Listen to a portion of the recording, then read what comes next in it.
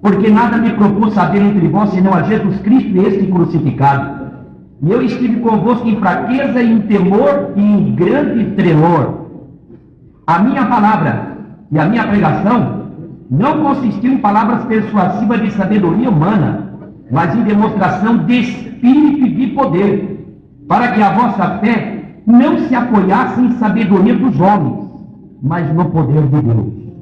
Ainda em Hebreus capítulo 1, Hebreus capítulo 1, verso 7, diz assim: e quanto aos anjos diz, o que de seus anjos faz ventos, e de seus ministros labareda de fogo. É da igreja de Corinto. É a preocupação que ele demonstra em suas palavras quanto à pregação da mensagem de Deus, a pregação do Evangelho. E como nós que aqui estamos temos essa incumbência, a nós foi confiado pregar a mensagem de salvação, dirigir igrejas, ter responsabilidade na sua obra, e a nossa ferramenta principal é a palavra.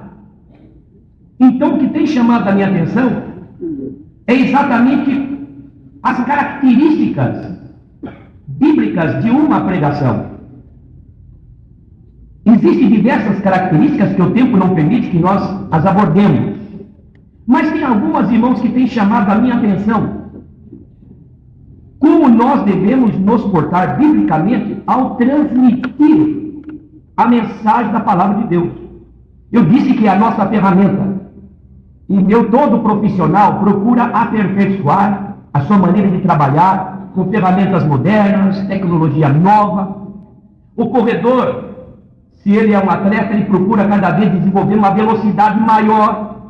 Então nós estamos aqui, como diz lá São Paulo, escrevendo a Timóteo, procura apresentar-te a Deus aprovado, como obreiro que maneja bem a palavra da verdade, como obreiro que não tem de que se envergonhar.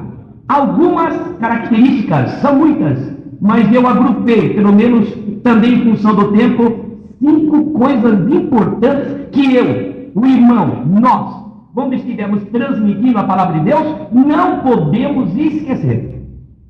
Meus amados irmãos, a primeira característica que eu quero falar é autoridade, que muita gente confunde com outras coisas.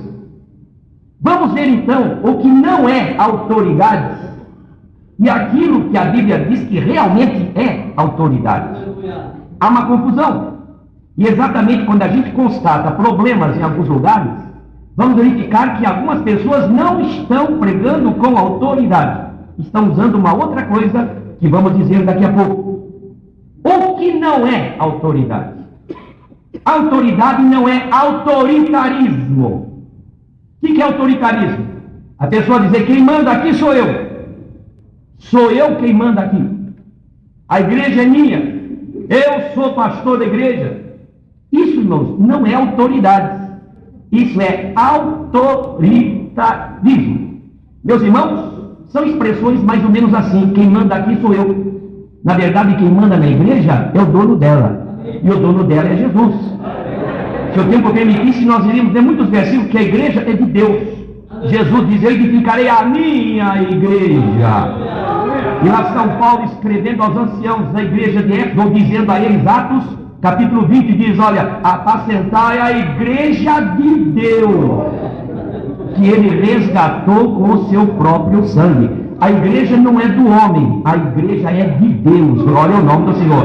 O homem passa e Deus fica, e a sua igreja também. Outras expressões que nós usamos quando uma pessoa tem não autoridade, mas autoritarismo, ele usa de uma autoridade que não é da Bíblia. Muitas vezes ele diz, olha, fulano, você está suspenso, você está disciplinado. Isso não é autoridade, isso é autoritarismo. E é por isso que em algumas cidades e algumas vilas, algumas Assembleias de Deus estão enchendo outra, porque a pessoa não teve opção aqui nem de defesa, foi para uma outra igreja. Autoritarismo. Mas autoritarismo tem uma outra característica. A pessoa, como se acha dono da igreja, diz: olha, daqui eu não saio e daqui ninguém me tira. E eu conheci pelo menos um, talvez os irmãos conheçam outro, mas pelo menos um que assim disse: daqui não saio, daqui ninguém me tira. E ele saiu dentro de um caixão. Foi feito o velório lá dentro do templo. Ele saiu dentro do caixão, porque a obra é de Deus. Glória ao nome do Senhor.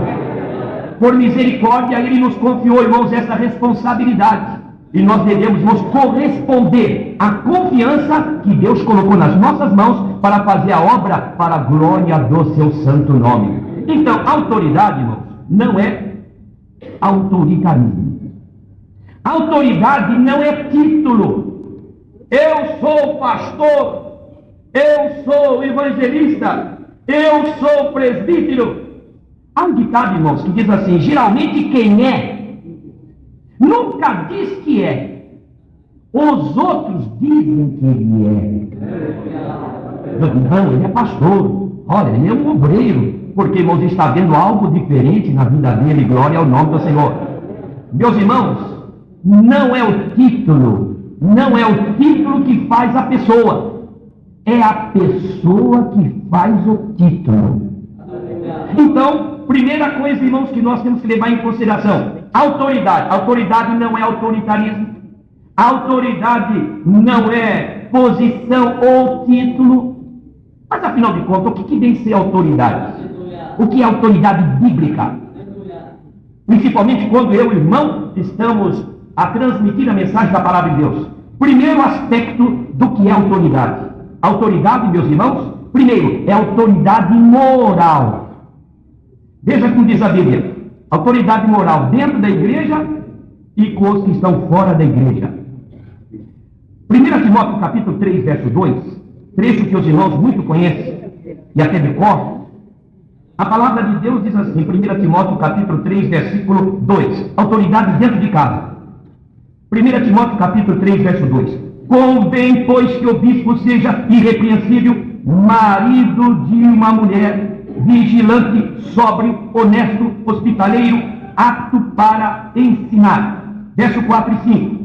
Que governe bem a sua própria casa, tendo seus filhos em sujeição com toda modéstia. Porque se alguém não sabe governar a sua própria casa, terá cuidado da igreja de Deus?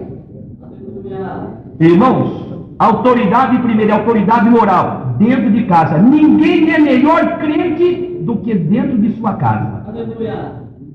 Segundo, autoridade com os que estão de fora, que o mesmo capítulo, porém no versículo 7 diz assim: convém também que tenha bom testemunho dos que estão de fora, para que não caia em afronta e no laço do diabo.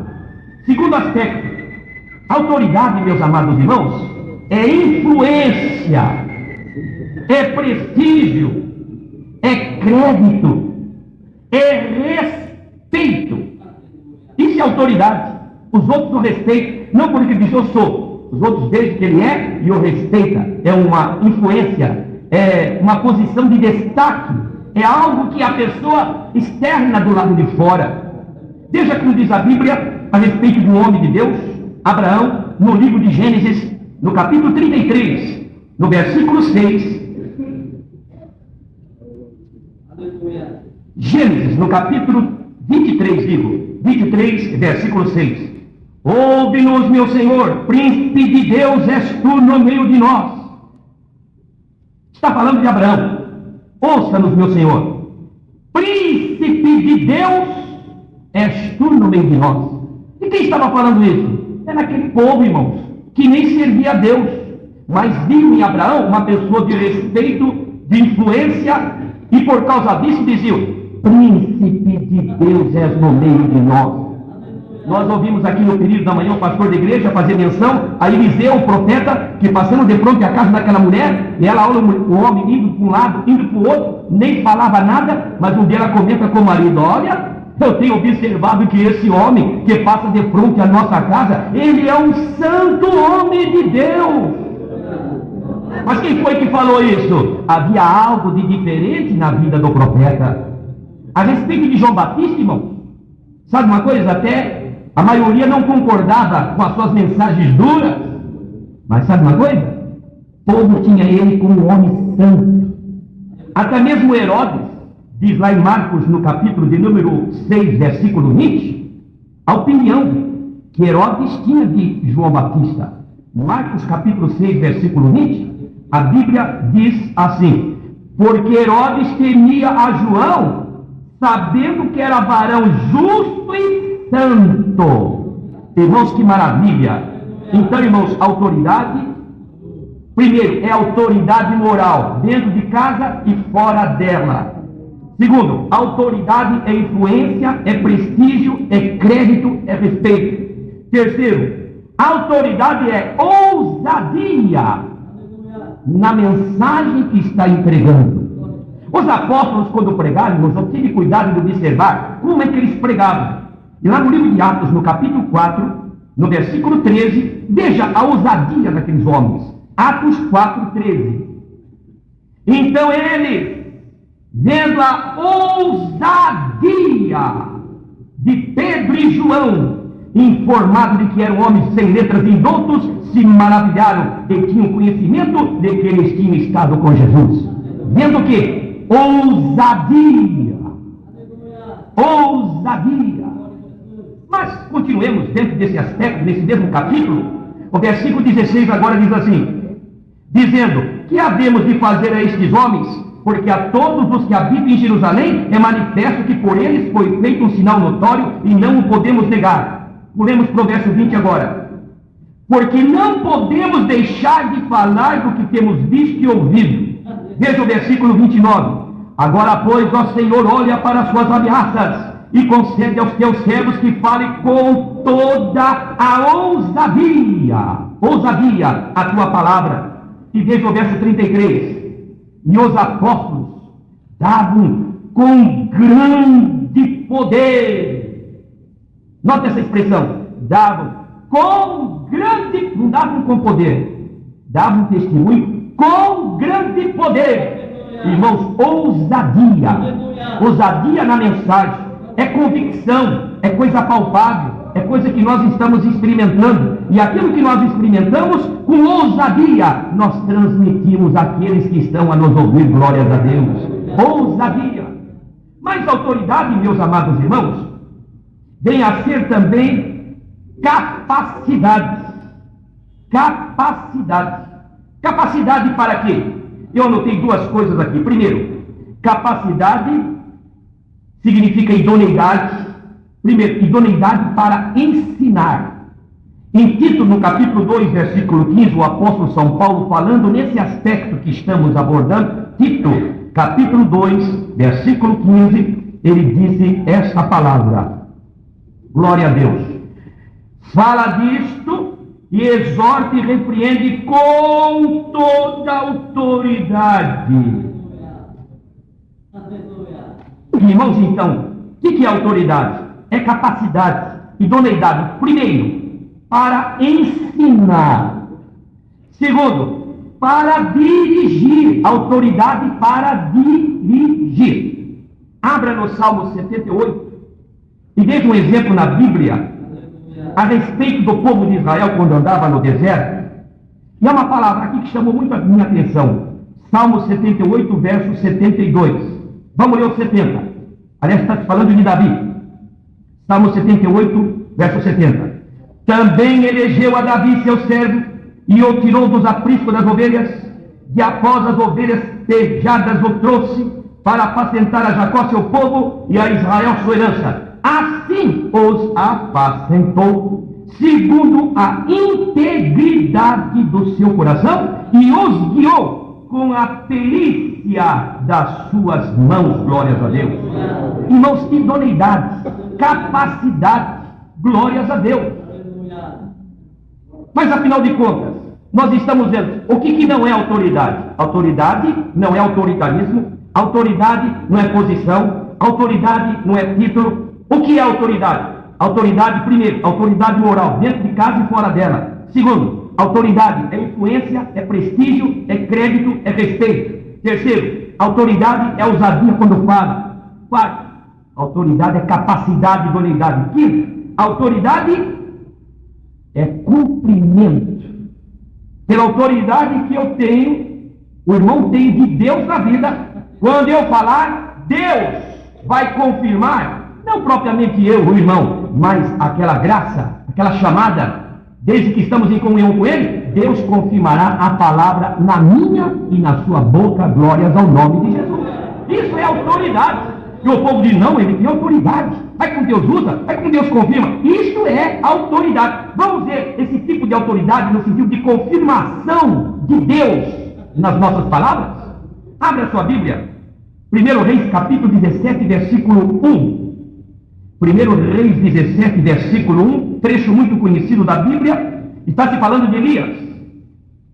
Então Elias, o tisbita dos moradores de Gileade, disse a Acabe: vive o Senhor Deus de Israel, perante cuja face estou, que nestes anos nem orvalho nem chuva haverá, senão segundo a minha palavra. A minha palavra. Isso é autoridade, irmão.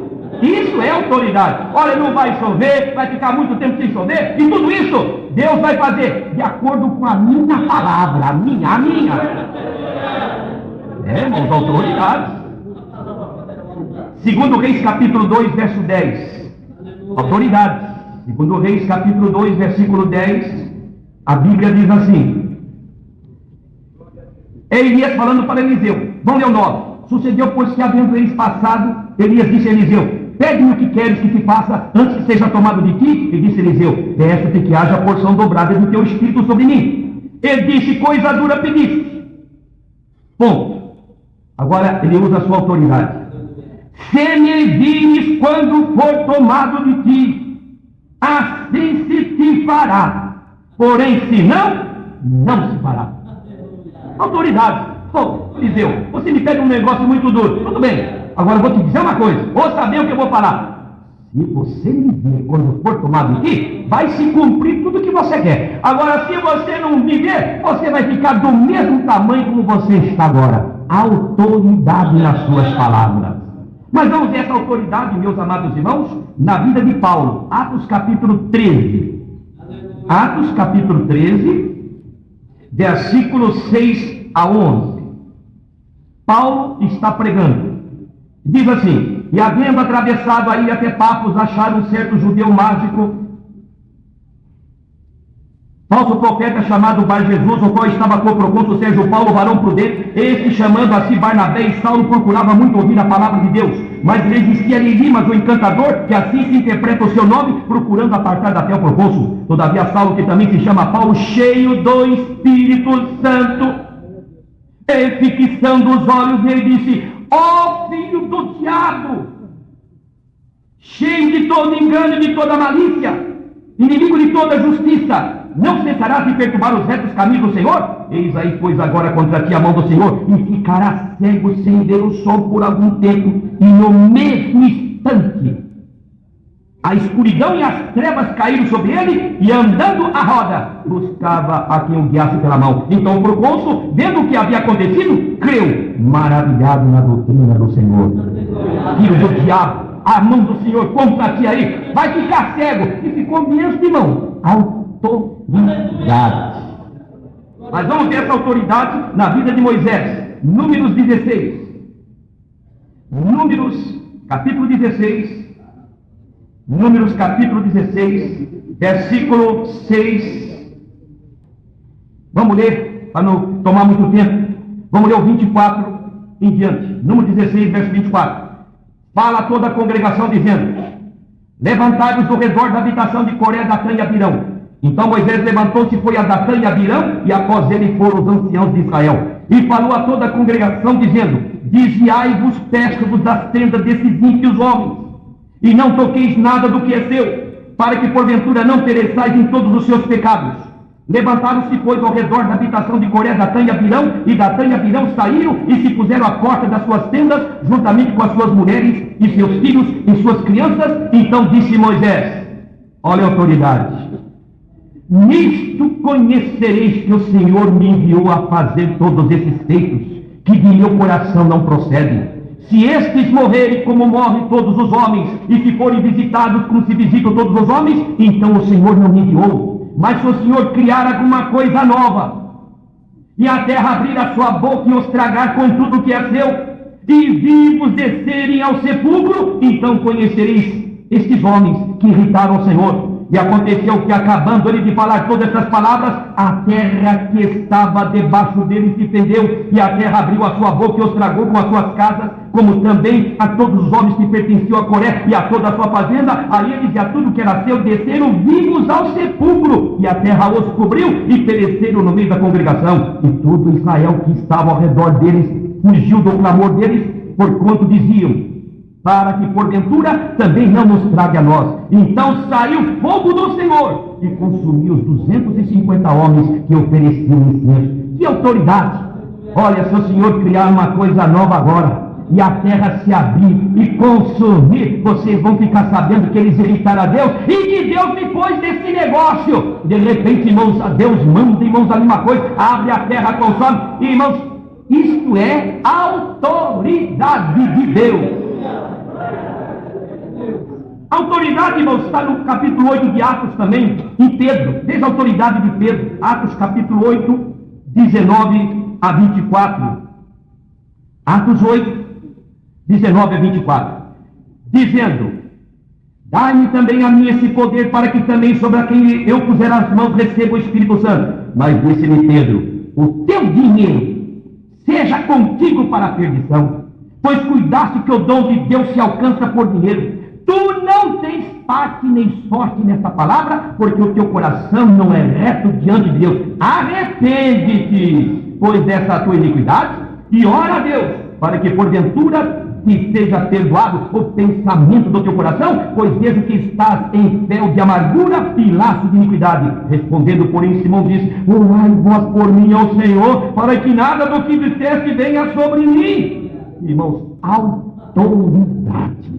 Oh, glórias ao nome do Senhor. Então, irmãos, autoridade não é autoritarismo, autoridade não é posição, autoridade não é título. Autoridade é, primeiro, autoridade moral, começando dentro de casa e depois fora dela. Autoridade é influência, é prestígio, é crédito e é respeito. Autoridade é cumprimento naquilo que eu falo, que você fala. Esta é a primeira característica de uma pregação. Segundo, graça. Graça. Irmãos, a pregação precisa ter graça. Jesus era cheio de duas coisas: graça e verdade. Por incrível que possa parecer, graça vem em primeiro lugar. Cheio de graça e verdade. Se nós formos cheios de verdade e não tivermos graça, fica uma palavra muito dura, como espada. Agora, se nós tivermos somente graça sem verdade, irmão, fica muito vazio. Mas Jesus era cheio de graça e de verdade. Ele tinha a verdade e tinha a graça. E misturando a graça com a verdade, irmãos, que palavra poderosa era a palavra de Jesus Cristo, nosso Senhor. Os apóstolos, quando pregavam, irmãos, pregavam cheios da graça. Atos 4:33.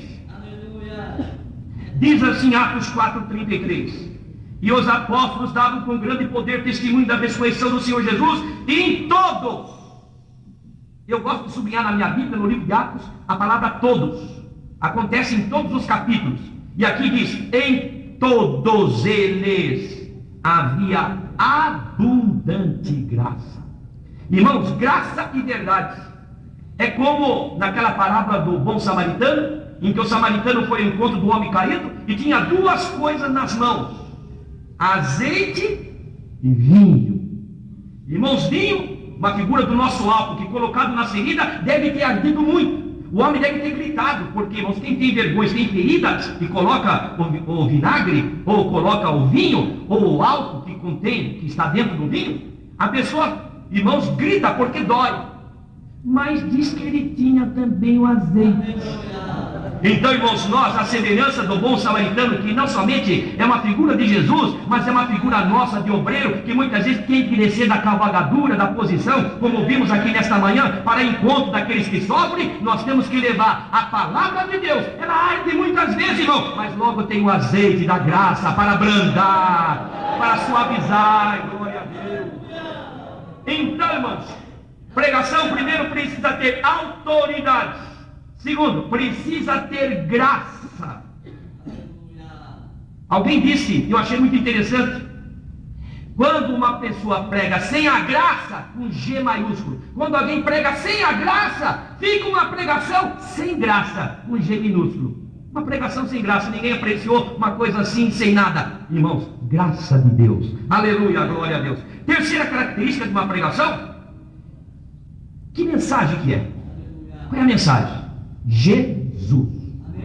São Paulo diz, eu nada me propus saber entre vós, senão a Jesus Cristo e Ele crucificado. Irmãos, uma pregação genuinamente bíblica, genuinamente pentecostal, o nome de Jesus vai do começo até o fim. Sabe como foi a primeira pregação pentecostal? A primeira pregação, digamos, do surgimento da igreja primitiva? Abra o livro de Atos no capítulo 2.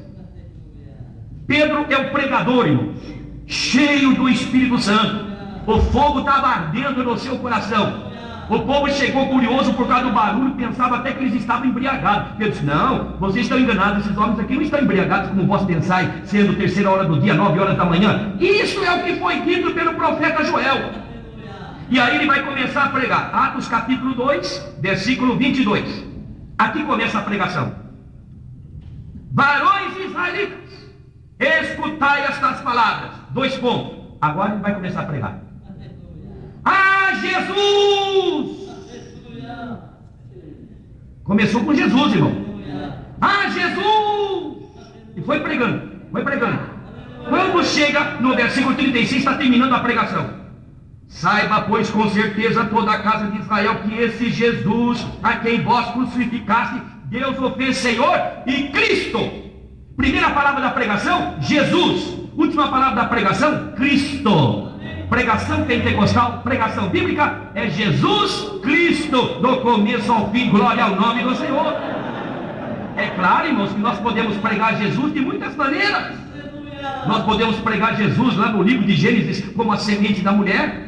No livro de Êxodo, nós podemos pregar Jesus, irmãos, como o cordeiro pascal. No livro de Números, nós podemos pregar Jesus, irmãos, como a rocha ferida. No livro de Levítico, podemos pregar Jesus como sacrifício expiatório. Irmãos, e vamos depois lá para o livro de Deuteronômio, podemos pregar Jesus como profeta prometido. E podemos pregar Jesus no livro de Josué como capitão dos exércitos do Senhor. E vamos indo assim, livro após livro, até pregar Jesus no livro de Apocalipse, o Rei dos reis, o Senhor dos senhores, aquele que era, aquele que é, aquele que há, que vir, Ele, glória a Deus. Mas a tônica é Jesus, é Jesus, é Jesus, é Jesus. Porque é esse nome que salva, esse nome que perdoa, esse nome que liberta, esse nome que purifica. E tem uma coisa, esse nome que faz o inferno tremer. Amém.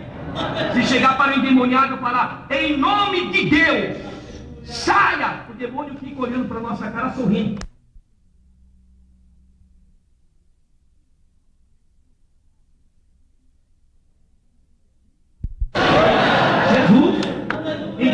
A pregação é Jesus, não é filosofia, não é história daqui, não é historinha dali, irmãos, é Bíblia, é Jesus, e Jesus está na Bíblia, e quando nós pregamos a Bíblia, Ele está na Bíblia, e a mensagem vai para Jesus, o Espírito Santo leva o nome de Jesus nos ouvidos, desce no coração, provoca uma reviravolta, e na hora do apelo, a pessoa diz, eu quero Jesus, eu aceito Jesus, eu abraço Jesus, vou seguir Jesus, quero ser um seguidor de Jesus. Irmãos, nós não pregamos filosofia, porque ela não salva ninguém. Nós não pregamos religião, porque religião também não salva ninguém. Mas é Jesus. O testemunho de Jesus, diz lá Apocalipse, é o testemunho de profecia. Isso significa que na nossa pregação é Jesus. Jesus e Jesus, glória a Deus. É o nome que salva, é o nome que traz conforto, é o nome que traz alívio. Então, terceira característica de uma pregação: primeira, autoridade. Segundo, graça. Terceiro, nome de Jesus. Quarto, verdade total. Nunca pregue meia verdade. Pregue a verdade como ela é. Mas é muito duro. Pregue do jeito que está. Não foi você que escreveu? Ela já foi escrita, está aí. Pregue a verdade como ela é. Não importa se alguém diga, ah, mas o senhor fulano não vai gostar, a família tal não vai ficar muito satisfeita. Não importa, pregue a verdade como ela é. Glórias ao nome do Senhor. Irmãos, Eu gosto de ler na Bíblia a pregação de Estevão. Olha, irmãos, eu acho, na minha concepção, que uma das mais profundas mensagens da Bíblia é a pregação do diácono Estevão. Porque a ele foi revelado coisas que nem a Moisés foi revelado. A Estevão foi revelado, irmãos, a primeira chamada de Abraão. Aquela que está no livro de Gênesis é a segunda. Porque era um diácono, irmão, cheio do Espírito Santo e de sabedoria. Mas o que chama a minha atenção, irmãos, é a graça com que ele falava. E ele não queria saber se estavam gostando ou se não estavam gostando do que ele estava dizendo. Lá no livro de Atos, no capítulo 7, veja a pregação de Estevão. Não toda ela, mas pelo menos a parte final. Atos capítulo 6, digo capítulo 7, desculpe. Capítulo 7, versículo de número 50. Porventura não fez a minha mão todas essas coisas? Homens de dura cerviz, incircunciso de coração e ouvido, vós sempre resisti ao Espírito Santo, assim sois vós como vossos pais. A qual dos profetas não perseguiram vossos pais? Até mataram os que anteriormente anunciaram a vinda do justo, do qual vós agora fostes traidores e homicidas. Vós que recebestes a lei por ordenação dos anjos e não aguardastes. E ouvindo eles isto, enfureciam-se em seus corações e rangiam os dentes contra ele. Mas ele, estando cheio do Espírito Santo, fixando os olhos no céu, viu a glória de Deus e Jesus que estava à direita de Deus. Ele disse: eis que vejo os céus abertos e o Filho do Homem que está em pé à mão direita de Deus. Que pregação, irmão! Homens de dura cerviz, vós sempre resistias ao Espírito Santo. E diz a Bíblia que eles tapavam os ouvidos. Mas quando a pregação é de Deus, a pessoa pode tapar o ouvido, a mensagem vai chegar do mesmo jeito, porque é Deus falando. Glória ao nome do Senhor. Ele podia, irmãos, não, aqui tem autoridade, vou ter jogo de cintura, sabe como é, autoridade e tal. Nada disso. Homens de dura cerviz, vocês são como vossos pais. Irmão, João Batista assim também. Falou lá para a autoridade: olha aqui, não te é lícito possuir a mulher do teu irmão. Você pegou uma mulher que não é tua, é mulher do teu irmão. Irmão, ele ficou furioso com João Batista, mas até o respeitava. Mas a mulher, irmão, a Herodias ficou furiosa. E um dia lá, quando Salomé dança, e Herodes ficou todo entusiasmado com a dança dela. Meus amados irmãos, a moça, na presença agora de Herodes, disse: Herodes, você pode pedir o que você quiser, até metade do reino. Irmãos, que pena um homem, irmão, se deixar levar, porque a moça dançou, ele ficou todo entusiasmado com a dança, e até esqueceu, irmãos, da sua alta posição, tirou até metade. Ela não sabia o que pedir, foi falar: mãe, escuta, o relato diz que dá até metade. O que eu peço? Cabeça de João Batista. Ele perdeu a cabeça, mas ele falou a verdade. Glória ao nome do Senhor. Meus irmãos, glória a Deus, falar a verdade como ela é. Irmãos, quando Deus mandou Jonas pregar, lembra? Jonas, pois não, vai pregar lá quanto a cidade de Nínive, a sua maldade chegou diante de mim. Ele, em vez de ir para Nínive, foi para Tarsis, e desceu para Tarsis, e desceu para o porto, e desceu para o navio, e desceu para o porão do navio, e finalmente desceu para o ventre do peixe. 5 desceu. Mas, meus irmãos, finalmente estou encurtando a história. Ele ora lá no ventre do peixe. Deus dá determinação que o peixe o vomite lá na praia, e quando ele é vomitado, quem sabe aproveita, toma um banho lá na praia. Senhor, e agora? O que é que eu faço? O que eu prego? A mesma pregação que eu te disse, viu? Eu não mudei minha pregação, é a mesma mensagem. Não mude ela não, é aquela mesma. Vai lá e fala com ele. Irmãos, a mensagem de Deus é a mesma. Mesmo que os pregadores caiam em espírito e comecem a pregar o evangelho leve e suave, não faz mal, não faz mal. Deus não muda. Eu gosto, irmãos, de ler na Bíblia quando Moisés, comissionado por Deus para libertar Israel do Egito, e também Deus o determinou que falasse a Faraó. Cada vez que Moisés chegava diante de Faraó, a mensagem que Deus mandava dizer era essa: deixa sair o meu povo para que vá ao deserto, caminho de 3 dias, e lá me celebre uma festa. Na primeira vez, Faraó disse não, lá veio praga. Faraó, amedrontado com a praga, chama Moisés. Mas antes de Moisés ir lá: Senhor, ele está me chamando, eu vou lá, o que eu falo? Deixa sair o meu povo para que vá ao deserto, caminho de 3 dias, e lá me celebre uma festa. Faraó não deixou. Vem outra praga. Deus manda a Moisés terceira vez. Qual foi a mensagem? Deixa sair o meu povo para que vá a caminho de 3 dias e lá no deserto me celebra uma festa. Faraó não deixou. Qual foi a quarta mensagem? A mesma. Qual foi a quinta mensagem? A mesma. Qual foi a sexta mensagem? A mesma. Qual foi a sétima? A mesma. Eu contei 8 vezes na Bíblia. Deus não mudava a mensagem. Irmãos, Deus não muda a sua mensagem. Hoje encontramos tantas pessoas querendo, irmãos, modificar a mensagem, alargar mais o caminho para chegar ao céu, mas não adianta querer alargar aqui, porque lá em cima não mudou ainda, o mesmo padrão continua lá em cima. Deus disse para Moisés: olha Moisés, você veio aqui no monte, estou te mostrando todo o modelo aqui no tabernáculo, olha, atenta bem, hein? E faça conforme o modelo que eu estou te mostrando. Tem que ter lá na terra igualzinho esse que eu estou te mostrando aqui. Olha, faça aí igualzinho. Irmão, não adianta querer alterar o modelo das coisas de Deus aqui, porque não confere com aquelas que estão ali e finalmente não pode chegar ali. Vamos ficar com o modelo que Deus colocou nas nossas mãos. Aleluia. Meus amados irmãos, então é falar a verdade total, ainda que recebamos críticas. Eu gosto de ler na Bíblia, todos os irmãos se lembram do profeta Micaías, aquele homem, um tanto até inflexível, no tocante a entregar a mensagem de Deus. O rei queria ir no campo de batalha, e chamou lá uns profetas desviados, e os desviados pulavam, faziam muito barulho, irmãos, e tem desviado que faz muito barulho bonito também, e pulavam: Deus está conosco! Pode ir, majestade, vai ser uma grande vitória. E tocava trombeta e pegava aquele chifre, e pulando, só barulho. Alguém escuta, não tem mais nenhum aí para a gente consultar o Senhor por ele. Tem um aí, mas olha, esqueça. Por quê? Ele é do contra, não tem jogo de cintura nenhuma. Chama ele, fala cada coisa, ele só atrapalha, ele só incomoda. Quem é? Micaías, chama ele. Lá vai uma comitiva já toda preparada. Micaías? Pois não. Olha, o rei está lá, não sabe se vai para a batalha, que os profetas todos dizendo que Deus vai dar vitória. Olha, vai lá e fala a mesma coisa. Está diante do rei, inclusive tem um outro rei, são 2 que estão lá. Já pensou que oportunidade, Micaías? Você pode até conseguir um prestígio diante das autoridades. Se não, o que Deus me mandar falar lá, eu vou falar. E lá vem ele. Quando chega lá, tá os 2 lá: como é, Micaías, nós podemos ir? E falou com tanta pompa, irmãos, com tanta vaidade.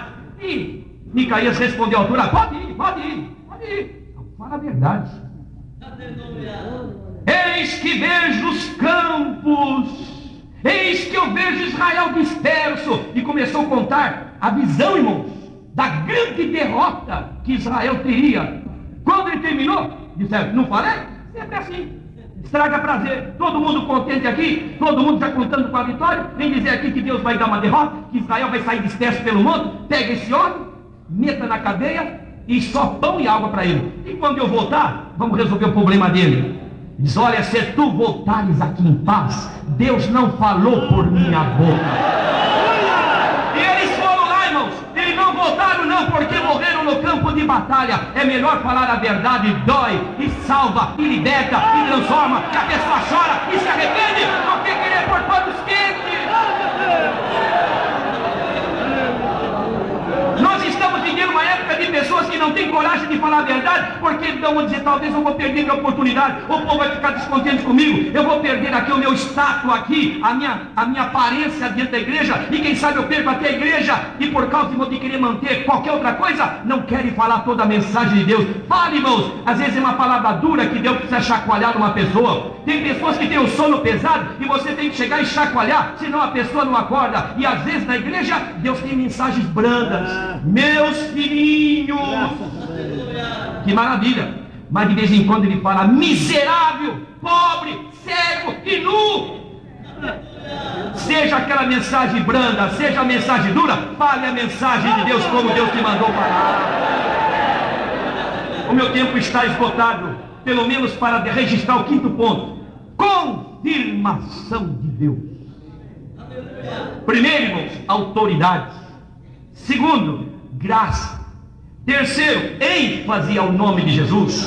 Quarto, verdade total. E quinto, confirmação, irmão. Deus confirmando o nosso trabalho. Quando nós pregamos com autoridade, quando nós pregamos com graça, quando é o nome de Jesus, não é filosofia, não é qualquer outra coisa que estamos pregando que não seja o nome de Jesus, e quando estamos falando com a verdade total, irmãos, vai haver confirmação de Deus no nosso trabalho. O tempo não permite, mas poderíamos nos lembrar lá em Hebreus capítulo 2, diz que Deus, irmãos, confirmava com sinais e com dons. Deus confirma, irmãos, porque a palavra não é minha, a palavra é dele. Quando eu prego a minha palavra, Deus não tem responsabilidade com a minha palavra. Mas quando eu prego a mensagem de Deus, a responsabilidade é dele. Ele vela sobre a sua palavra para cumprir. Ele não é homem para que minta, e nem filho de homem para que se arrependa. Pregue a palavra de Deus, irmãos. É a palavra de Deus que dá vida. Aqueles ossos secos estavam todos espalhados, mas quando o profeta começou a entregar a palavra, o osso começou a se juntar ao seu osso, apareceu nervo, apareceu carne, e daqui a pouco Deus soprou, e lá estava um exército muito grande. É a palavra, irmão, é a nossa ferramenta. Que Deus nos ajude, porque quando nós pregamos com autoridade, com graça, com verdade, quando nós pregamos, irmãos, dentro desses requisitos, que são outros, existem outros, mas eu selecionei 5, Deus confirmará a sua palavra. Porque, irmãos, Deus é quem vai salvar, é Ele quem vai batizar, é Ele quem vai curar, é Ele quem vai renovar, e o povo vai ficar dando glória a Deus, e o homem de Deus que está na frente, ele vai dar glória a Deus também, porque vai ver que entregou a mensagem de Deus. Irmãos, a coisa mais gloriosa é quando nós fazemos isso, e depois vemos o resultado, a alma chegando, crentes chorando, crentes renovados, crentes batizados. Irmãos, custou um alto preço para nós, mas a gente vê o resultado da obra, da palavra de Deus realizada nos corações. Que Deus nos abençoe, em nome de Jesus.